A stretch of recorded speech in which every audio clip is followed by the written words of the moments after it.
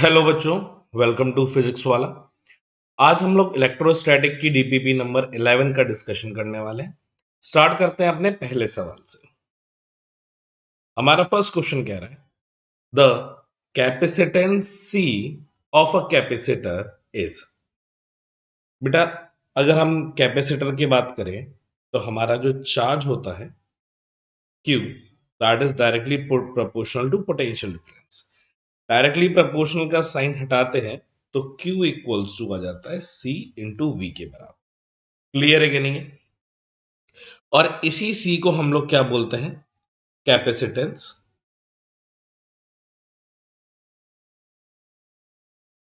Of capacitor. Clear है?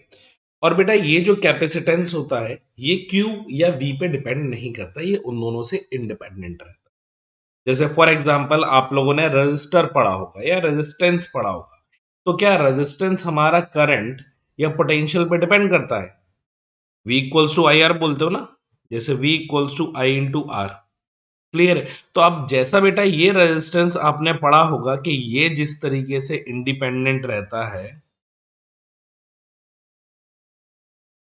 ना तो पोटेंशियल पे डिपेंड करता है ना तो आई पे, उसी तरीके से कैपेसिटेंस भी बेटा इंडिपेंडेंट रहता है, डज नॉट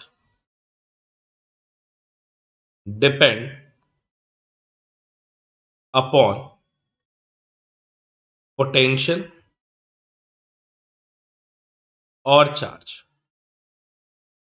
क्लियर?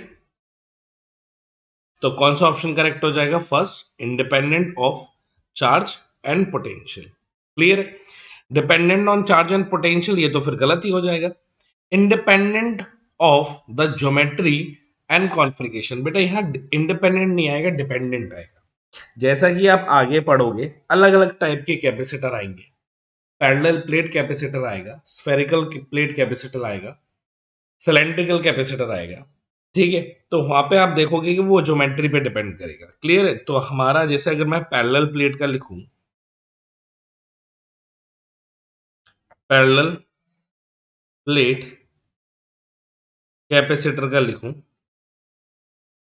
तो उसका कैपेसिटेंस होता है C इक्वल्स टू के epsilon not A by D, जहां पे A क्या हो गया? एरिया, और D क्या हो गया बेटा? उनके बीच का विड्थ। क्लियर है कितना डिफरेंस है दो प्लेट के बीच में? क्लियर है? ए हो गया क्रॉस सेक्शनल एरिया। तो यहां पे आप देखते हो एरिया और डी पे डिपेंड कर रहा है, मतलब ये डिपेंड करता है किस पे बेटा? ज्योमेट्री पे। Depends on geometry. क्लियर? और दूसरा बेटा आप यहां पे ये भी देख पा रहे हो कि के किस पे, कैपेसिटेंस किस पे डिपेंड कर रहा है? के पे। के क्या है बेटा? के है आपका डाइलेक्ट्रिक कांस्टेंट। कि बेटा वो दोनों प्लेट के बीच में भरा क्या है बीच में, उसको अपन क्या कहते हैं? डाइलेक्ट्रिक। तो हम यहाँ पे देख पा रहे हैं कि बेटा सी किस पे डिपेंड कर रहा है? डाइलेक्ट्रिक पे भी डिपेंड कर रहा है। क्लियर? यहाँ पे इंडिपेंडेंट लिखा था दोनों में, इसलिए ये दोनों कैंसिल आउट हो जाएंगे। कौन सा ऑप्शन करेक्ट हो जाएगा बेटा? Option number A is correct. Clear? Next question. To increase the charge on the plate of the capacitor implies to. अब यहां पे बेटा अगर हमें चार्ज इंक्रीज करना है, दैट मींस हमने अभी बोला कि Q is directly proportional to V। अब आपको अगर चार्ज को इंक्रीज करना है तो आपको पोटेंशियल को भी क्या करना पड़ेगा बेटा? इंक्रीज करना पड़ेगा। तो ऑप्शन देखते हैं। डिक्रीज द पोटेंशियल डिफरेंस, गलत हो जाएगा। Decrease the capacitance of the capacitor, ये भी गलत हो जाएगा। Increase the capacitance of the capacitor या increase the potential difference between the plate. तो ऑप्शन कौन सा करेक्ट हो जाएगा बेटा? ऑप्शन नंबर डी, कि हमें उन दो प्लेटों के बीच का पोटेंशियल डिफरेंस बढ़ाना पड़ेगा। उसे बढ़ाने की वजह से आपके पास चार्ज क्या हो जाएंगे? बढ़ जाएंगे। क्लियर है इतनी बात? चलिए नेक्स्ट क्वेश्चन पे चलते हैं। The net charge on a capacitor is. एक कैपेसिटर पे नेट चार्ज कितना होता है ये बताना है।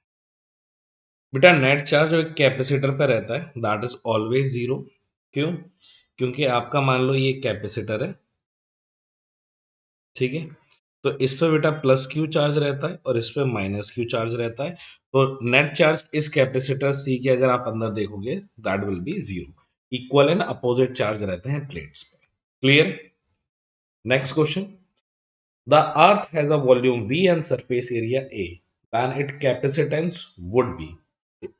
एक बेटा अर्थ के साइज का वॉल्यूम और एरिया का अगर हम कैपेसिटर लें तो उसका कैपेसिटेंस कितना होगा ये बता रहा है। बेटा जो स्फीयर कंडक्टर रहता है, क्योंकि अर्थ किसकी तरह है? एक स्फीयर की तरह है। तो स्फीयर का अगर कैपेसिटेंस देखोगे तो वो कितना होता है? वो होता है 4 pi epsilon naught into R के बराबर। अब यहाँ पे आर के टर्म्स में नहीं है, एरिया और वॉल्यूम के टर्म्स में है आंसर। तो अब आपको क्या करना पड़ेगा बेटा? इस आर को चेंज करना पड़ेगा एरिया और वॉल्यूम में। तो सबसे पहले अगर मैं वॉल्यूम लिखूं तो वॉल्यूम कितना हो जाएगा? v बोला गया है, that is equals to sphere का 4/3 पाई आर क्यूब। क्लियर है? और अगर इसका एरिया बोलूंगा तो एरिया कितना हो जाएगा? 4 पाई r² हो जाएगा। क्लियर है? अब v/a का अगर मैं रेशियो देखूं तो ये कितना हो जाएगा? 4/3 पाई r³ divided by 4 pi r²। इससे बेटा ये कैंसिल आउट हो जाएगा, इससे ये कैंसिल आउट हो जाएगा। क्या बचेगा result? That is v/a equals to r ऊपर है 3 नीचे, तो ये हो जाएगा r/3। क्लियर है? तो r किसके बराबर आ जाएगा? That is equals to 3v/a। बस अब इस r की बेटा वैल्यू इधर पे आप पुट कर दो तो ये क्या हो जाएगा? Capacitance 4 pi epsilon not, r की जगह आ जाएगा 3v/a और 4 3 जा 12, that means 12 pi epsilon not v/a के बराबर आ जाएगा। क्लियर है? कौन सा ऑप्शन करेक्ट हो जाएगा बेटा? हमारा option number D is correct. Next question. The capacitor are use in electric circuit where appliances need rapid. बताना है कौन सा ऑप्शन करेक्ट है? करंट, वोल्टेज, वॉट या रेजिस्टेंस। तो बेटा कैपेसिटर यूज ही इसलिए करते हैं क्योंकि हमारे पास उतना अमाउंट ऑफ करंट नहीं रहता है। तो हमें अचानक से जब ज्यादा करंट चाहिए होता है तब जाकर के हम कैपेसिटर यूज करते हैं, जिसका एग्जांपल फैन। तो ये जो चलते हैं बेटा, इनको करंट की रिक्वायरमेंट ज्यादा रहती है कंपेयर टू, स्टार्ट होने में ज्यादा करंट की रिक्वायरमेंट होती है कंपेयर टू हमारे हाउस होल्ड में जितना करंट आता है। क्लियर है? तो अब उसी करंट को अगर बढ़ाना है suddenly for a small interval of time, उसी के लिए हम लोग क्या यूज करते हैं? कैपेसिटर। तो आंसर क्या हो जाएगा? Current. Next question. Which of the following is called electrical energy tank? Register, inductor, motor, capacitor. तो बेटा क्या होगा इसका correct answer? That is capacitor. उसी को हम क्या बोलते हैं? Electrical energy of tank. क्योंकि जब भी हमें ज्यादा एनर्जी चाहिए for small interval of time तो कैपेसिटर अपने अंदर इलेक्ट्रिकल एनर्जी स्टोर करके रखता है, और जब रिक्वायरमेंट होती है वो सडनली पूरा का पूरा रिलीज कर देता है। Clear? Next question. If the maximum circumference of the sphere is 2 meter, then its capacitance in water would be, the electric constant of water is 81. Clear है? तो बेटा यहाँ पे हम लोग सरकमफ्रेंस सबसे पहले लिखेंगे क्या कि हमारा स्फेरिकल कैपेसिटर का कैपेसिटेंस कितना होता है। तो बेटा वो हो जाएगा capacitance that is equals to 4 pi epsilon naught into R के बराबर। अब यहाँ पे बेटा लिखेंगे 4 पाई, क्या यहाँ पे डायलेक्ट्रिक कांस्टेंट 81 दिया गया है रिलेटिव, तो यहाँ पे लिख सकता हूँ बेटा मैं एप्सिलॉन नॉट इंटू के टाइम्स ऑफ आर आ जाएगा। तो ये हो जाएगा 4 पाई एप्सिलॉन नॉट की वैल्यू कितनी होती है? के की वैल्यू कितनी दी गई है बेटा? 81 इंटू यहाँ पे बेटा एप्सिलॉन नॉट कितना आ जाएगा? That is 8.8 into 10⁻⁻12। और अब हमें ये आर चाहिए। आर कैसे आएगा बेटा? हमें यहाँ पे दिया गया है सरकमफ्रेंस दी गई है। सरकमफ्रेंस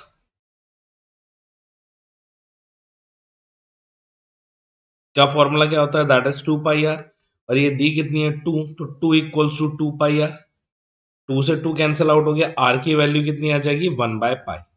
तो अब आर की वैल्यू यहाँ पे रखोगे तो वो कितना आ गया 1/पाई।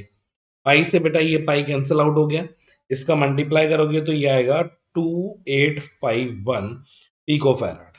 क्लियर है?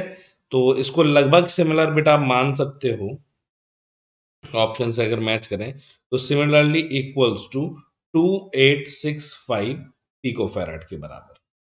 क्लियर है? कौन सा ऑप्शन करेक्ट हो जाएगा, option number D is correct. Clear है? नेक्स्ट क्वेश्चन बेटा कह रहा है the two parallel plate of a condenser has been connected to a battery of 300 volt and the charge collected at each plate is 1 microfarad, the energy supplied to a battery।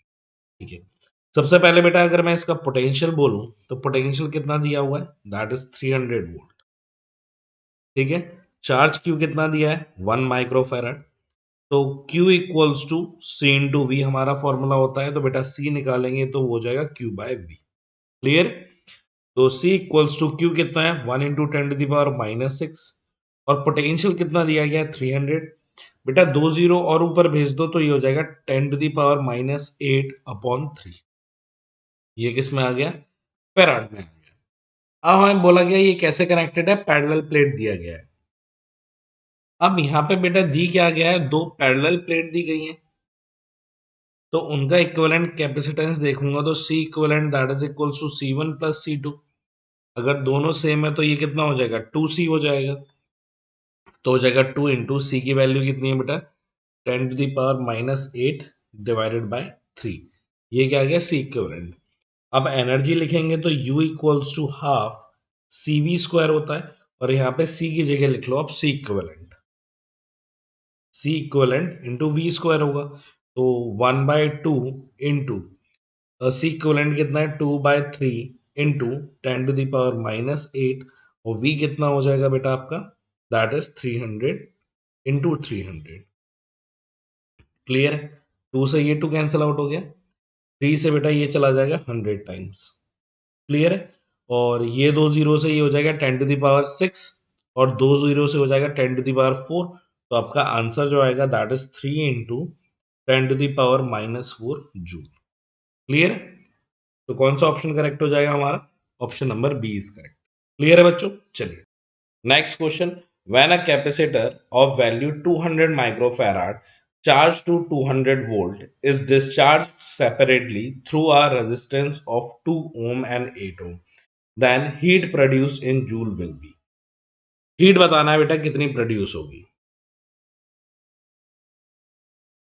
यहां बेटा अगर मैं energy लिखूंगा तो energy E equals to क्या बेटा half CV square हो जाएगा, तो एनर्जी कितनी आ जाएगी हाफ C 200 इंटू 10⁻⁻6, और V कितना है बेटा V square that is 200 volt.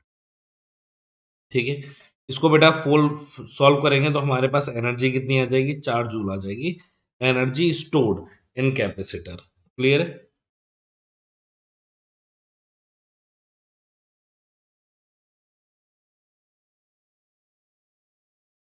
और बेटा जो एनर्जी इस कैपेसिटर में स्टोर होगी वही इन टर्म्स ऑफ हीट बाहर निकलेगी। क्लियर है कि नहीं है? तो अगर यहाँ पे जो जितनी एनर्जी स्टोर है, मतलब एनर्जी स्टोर कितनी है 4 जूल, तो हीट प्रोड्यूस भी जो होगी